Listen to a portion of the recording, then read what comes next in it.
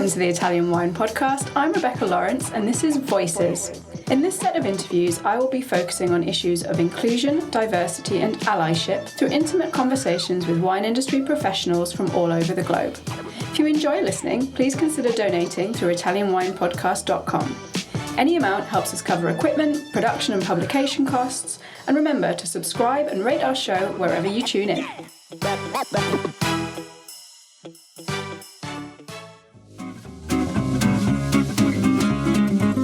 Hi everybody! Italian Wine Podcast celebrates its 4th anniversary this year, and we all love the great content they put out every day. Chin with Italian wine people has become a big part of our day, and the team in Verona needs to feel our love. Producing the show is not easy, folks. Herding all those hosts, getting the interviews, dropping the clubhouse recordings, not to mention editing all the material. Let's give them a tangible fan hug with a contribution to all their costs. Head to ItalianWinePodcast.com and click donate to show your love. Welcome to the Italian Wine Podcast. This is the Voices series with me, Rebecca Lawrence. This week, I'm excited to be talking to Fanny Breuil. Welcome to the podcast, Fanny. Thank you. I'm very happy to be with you today. So I like to start most of these conversations by asking my guest to introduce themselves to our listeners. So maybe you can give us a little bit about who you are and what you're currently working on. Sure. I'm Fanny Breuil. I'm French. I am from Angers in La Loire. I have always been working with wines. This is actually my background. I have studied agronomy, engineering, and oenology. And first I have worked as a winemaker in France, Italy, and Chile, and then as a salesperson for a wine importer in the United States. And back to France in 2008, I have found my company, Genuine Wines, with a deep willing to help winegrowers locating in lesser known region or underestimated region to be more known and to develop their export markets. So now that you're primarily involved in export, what is it you miss from those initial experiences with winemaking? Because obviously it's very different being based, in a more kind of office environment, being on the phone, emails, to actually being in a vineyard or a winery. So what do you miss about those experiences? Yeah, this is true. I think what I miss most, this is the harvest time, the vinification. This is very intense time. Also a teamwork. You are in the cellar. You work, of course, every day. The yeast never stop. But there is a team and you see the construction of, the vintage from the grapes to what would become the wine after. This is really, intense and everyday work. Lots of crossroad in decisions and exhausting, but also giving you lots of energy. That's something I think I could miss most. But I think I like people as much as I like wine. So my today's work, of course I have emails and phoning, but I also have lots of in-person meetings in a normal year. I mean, outside of COVID, but when you can travel, when you can always learn new culture, new habits, and learning how to stay humble, and also the education part of the work, because I work with lesser known region and native grapes. So you have to explain and to inform and to also sometimes only show the wines, because sometimes it's wines less known. So also only a tasting, the wines can talk by itself. And I really like this too. I think that this background in oenology and agronomy gives you something a little bit extra when you are working in your business now. Is it advantageous to have come from this very direct background working in the vineyards and directly with the wines? I don't know if it's make me an advantage. I know that for sure it makes me decide. I have created this company. I have created the group, and also my partners, the relation team that I have built. It's thanks to this background, because I have always all the basis is on technical. The way I select the wines, it's because I am aware of the passion the wine growers are showing in their winemaking. And I need it because that's my background. That's what I know for sure. So I need to always go back to the roots, how it's made, how people worked in the vineyards. And since I understand this, I will explore this and use it. Everybody will, we would create a company depending on who they are. And me, this is what made more sense to me. I had to talk, the fundamental had to be the technical aspects. So you founded Genuine Wines in 2008, so very well established by now. Could you tell us a little bit more about this company, how it works, and the ethos? Yes, I was back from the United States, where I have worked for a wine importer. It was in Wisconsin. In Wisconsin, I was not able to join a wine production because there were no wine production. So that was my first experience with sales, and I have really enjoyed it.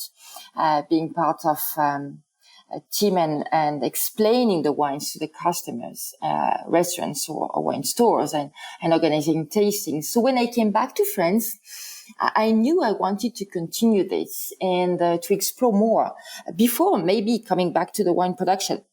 So I was in Alsace at that time, and I remember that anytime I was answering a wine position as a wine exporter, a salesperson, I didn't really like the wine. So back to my background, the previous question you had, I was not able, I didn't feel I could be able to sell these wines. And when I really liked the wines, the producer were, the domains were too small to hire someone full time. And this was the starting point. How could I do this? How could I be an ambassador for wines that I really like?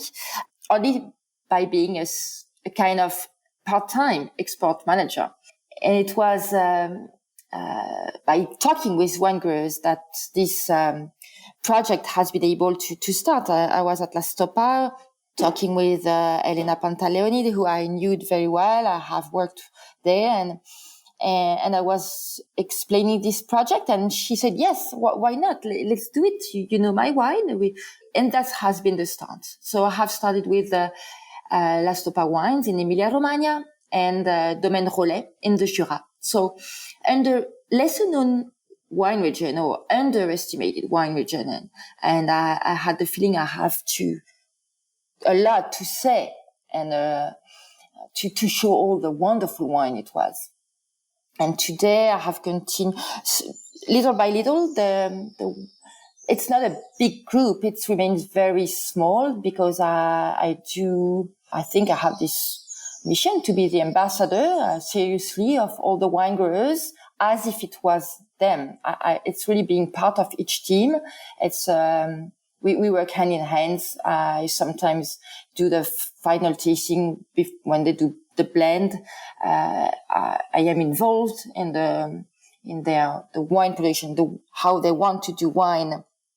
And I share also in return a lot about what's happening on different markets. And the wine importer, they are partners. They come and they visit the winery. So I'm not an in-middle person. I'm more feeling part of each team and together, the wine growers and I, as if I was their salesperson, hired, we developed the export market. So one of the emphases you have is organic wines, and as you said, these very local grape varieties. Why was it important for you to really put the emphasis on this rather than maybe doing something, quote unquote, easier by working with someone who's maybe a little bit bigger or, less difficult to market, maybe? Yeah, maybe because I like when it's difficult. So about organic wine, it's not vital. Well, I mean, yes, today it would be hard to me to have a dinner, good, and having no wine to drink. But in an agronomy vision, we thinking that we will use ground to grow grapes and then to do wine. I think we need to grow grape with as less as possible chemical products to keep the soil alive, to keep the soil, unpolluted. I have my agronomy major was about chemical treatment, how to unpollute. I don't know how we say it in English, but how we take care of pollution. So I have always been aware of organic wines, and also because I like organic wines when I taste them, well, organic or biodynamic wines or natural wines. And it was natural for me to go on this direction. I don't belong to any church neither, so not all wine growers were organic certified when I started, but they all have a willing to work with less chemical product as possible. And today, yes, all of the wine growers I am working with have started to transform the wineries into organic production. And regarding as for native grapes, I think it's because I like artisans. I like handcraft. I don't like standardization. I like when it's different, when it has an original taste, and native grape will bring us different taste right away because it has a different DNA, different expression. So it's interesting, and also it changed. So doing something. I don't like mainstream. I wanted to do something different. And what could I bring to wines that are always known? Nothing. I think I can bring only by showing something new, something unknown or less known. So this is because I need to feel useful also maybe. So speaking of new, actually, in addition to exporting wine, you have returned to the production of it with the founding of Labadens. I hope I'm pronouncing that correctly. So this is a project that you've described as a project of friendship. So maybe you can tell our listeners a little bit about it and the kinds of wine you're producing. Yes, Labadens, it's a small project, but it's lots of fun. Well, it was fun for starting too. Well, it's back to 2009-10. I was in the Rhône Valley. I was visiting a friend of mine, Thomas, classmate. We are very close friends, he and his family. And I was building the portfolio, and I was thinking to work with wineries from the Rhône. And Thomas, he is a consultant for organic producers. So naturally, he was helping me meeting producers. And at the end of every end of day, we have dinner, tasting wines, of course, solving the world's problem. This is a very French thing. And I think at the end of the 3 days of the small week, I don't remember, we were even talking about our ideal wines, and we were trying blends, and it has been the start of it as something very. Thomas had already made wine for the vintage, the birth of our kids. He has kids from 2005 and 2007, and me too. And for the 2005, we had a cuvée to share with all the friends. He was already on this idea to explore the wine production. And I think I had just started the sales, and I was missing more than today even was missing the wine production. So it has been quite naturally that we have started our own cuvée from Ventoux. Again, Ventoux is an underestimated wine region. I think less and less, and this is great, but back to 2009 and 10, it was really the wine known for bad quality, little price. But we have very serious, great terroir, great possibility, great potential. So we have focused on a very precise terroir, more on the hilly, more on the terraces, altitude, and working with Grenache, Carignan, some Mourvèdre. And it has worked. Well, we have found people who liked it. It remains very small. And then quite naturally, Thomas was in love with the Clairette, and he wanted to do a white wine from Clairette. So we named our Vaqueras White after his name, Thomas. And little by little, we have increased the range. Today, we have 7 wines from Clairette, which is not so well known, but can do fantastic wines. There is no high acidity, but it remains very balanced, very elegant. It's matured. It's a late harvest, so it works very well with this stony and warm region. We have also Châteauneuf-du-Pape or Vin de France. So we have a range from different expression of wines we can have from this region, Ventoux and Vaqueras. I love that you've managed to keep all of the things that you love kind of together, you know, being an ambassador for other people's wines, but also continuing to make and experiment with wines yourself. It seems like the best of both worlds to me. Yeah, well, I think nothing has never been planned in my life, but it's always meeting and passion. I have the feeling I live my dream and I do what I like.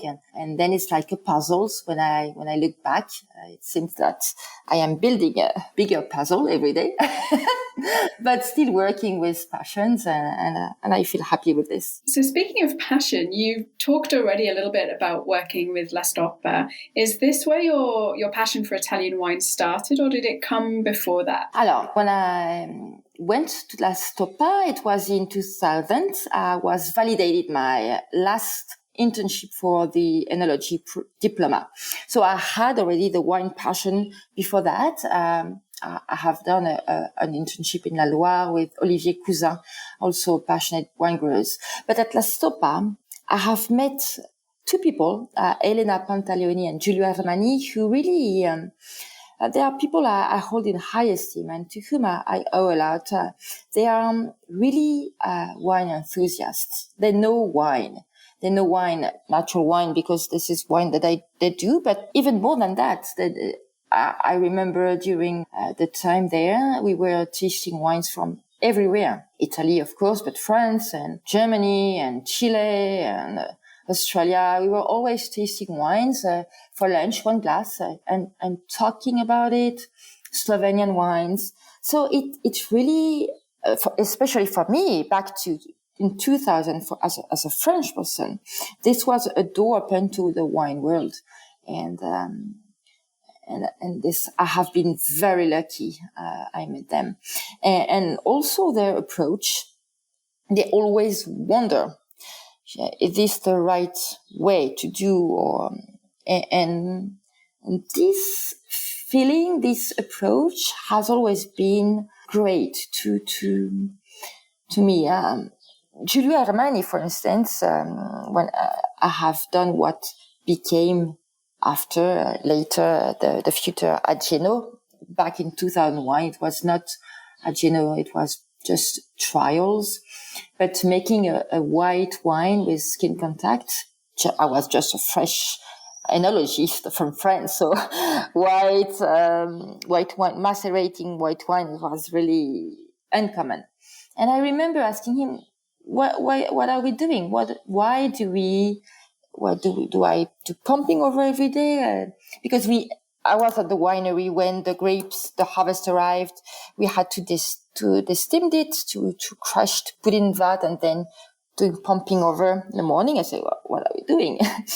and I will always remember this sentence. He told me, who said that we have to do a white wine this way and a red wine this way? Of course, I have no answers to this question. It's an open question. And also, all winegrowers, I think, all of them, they are always experimenting. They love it. They have one moment of the year to experiment. This is harvest time. And there is always in the cellar, a vat, a barrel, something hidden. But they experiment, they try, and this is really great when they let you know more about their experience. So yes, a great experience at La Stoppa. So you have recently participated in the Vinitaly International Academy program here, becoming an ambassador, so continuing your Italian wine journey. So in order to kind of close our conversation today, I wanted to ask, what's next for you, and maybe what's next for you and your journey in Italian wine? So, this program, Vinitaly Academy, this has been fantastic, a fantastic journey in native grapes, and very deep, very intense, very solid education program. So today, continuing my journey, I have a small Italian wine importation in France. So I have already started back to Verona to share all the knowledge I have learned with my customers and being more precise about the grapes, about the region, the terroir, and that's fantastic to be able to share with them. And then continuing learning. I think this has been the start. It was the first time I was back to school, we can say, back after 20 years. And I think I want to continue learning always. Well, you learn every day when you work with wine, I think, by listening to winegrowers, but continuing learning more about this great country, all the native grapes from Italy, all the terroir, the microclimate. It will be a long journey. And then also the other country. Why not? Fanny, thank you so much for joining me on the Italian Wine Podcast today. Where can our listeners find you and what you're doing online or on social media? So you can find me on Instagram mainly with Genuine Wines or with Fanny Breuil. Thank you so much for this great conversation. Thank you very much. It has been a great pleasure for me to be with you today. Thank you. Thank you to everyone for listening. Don't forget to follow us on social media, subscribe, and of course donate on the website to make sure we can keep these great conversations flowing. Listen to the Italian Wine Podcast wherever you get your podcasts. We're on SoundCloud, Apple Podcasts, Spotify, Himalaya FM, and more. Don't forget to subscribe and rate the show. If you enjoy listening, please consider donating through ItalianWinePodcast.com. Any amount helps cover equipment, production, and publication costs. Until next time, cin cin.